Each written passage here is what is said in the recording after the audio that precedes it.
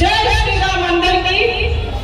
మనం ఎన్నో 500 సంవత్సరాల కింద నుంచి ఎన్నో ఎదురు చూస్తున్నటువంటి ఈ ఘట్టం నిన్న మనం నెరవేర్చుకున్నాం.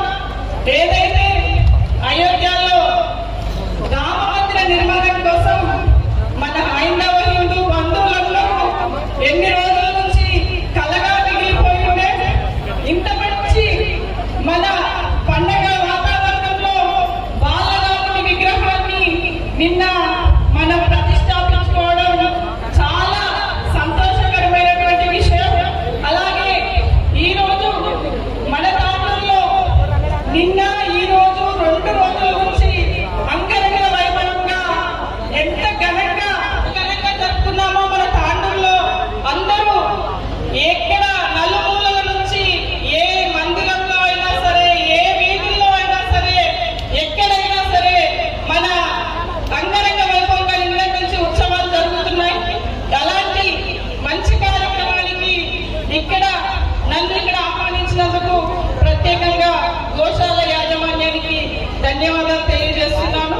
అలాగే ఈరోజు మన ముఖ్య అతిథులుగా విచ్చేసినటువంటి చీకోటి ప్రవీణ్ అన్న గారికి కూడా ధన్యవాదాలు తాండూరు ప్రజలందరి తరఫున తెలియజేస్తున్నాను. విగ్రహాన్ని నిన్న టీవీలో తిలకిస్తుంటే ప్రతి ఒక్క హిందూ కళ్ళ నుంచి ఆనంద బాష్పాలు రాలడం మనకందరికీ ఎంతో గర్వకారణం అనిపించింది.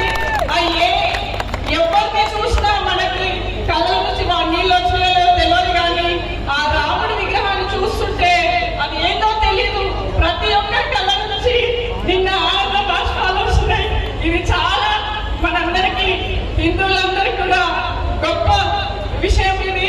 ఎందుకంటే ఎన్నో రోజుల నుంచి మన ఎక్కడ గణేష్ పండుగ కానీ ఏది కానీ ఒకటే పాట, బనాయింగే మందిర్ బనాయింగే మందిర్ అబ్ క్యా బోల్నా బన్కే మందిర్ సబ్కా కళ, అందరి కళ నెరవేరింది. ఇంత మంచి అవకాశాన్ని మనకు కల్పించిన ప్రధానమంత్రి నరేంద్ర మోదీ గారికి హృదయపూర్వక నమస్కారాలు, ధన్యవాదాలు తెలియజేస్తూ ఈ రోజు మన రాముడు హనుమంతుడు నరేంద్ర మోదీ రూపంలో వచ్చి ఈ రోజు మనకు ఈ విగ్రహాన్ని మరొకసారి ఆయనకి మన తాండూరు ప్రజలందరి తరఫున నేను ధన్యవాదాలు నమస్కారాలు తెలియజేస్తూ, ఏ పండగైనా మన హిందువులు దసరా కానీ దివాళి కానీ ఇంత గొప్పగా ఎప్పుడు చేసుకోలే, కానీ ఇది రామ్ దివాళికి ఇంత మంచిగా తాండూరులో ఉన్నటువంటి ప్రతి ఒక్క హిందూ సోదరులు ఈ రోజు ఇంత అంగరంగ వైభవంగా జరుపుకున్నామంటే ఇది చరిత్రలో చిరస్మరణీయమైన రోజు. అలాగే 2024ని మనం ఎప్పుడు మర్చిపోని సంవత్సరం అది. అందులో జనవరి 22 అంటే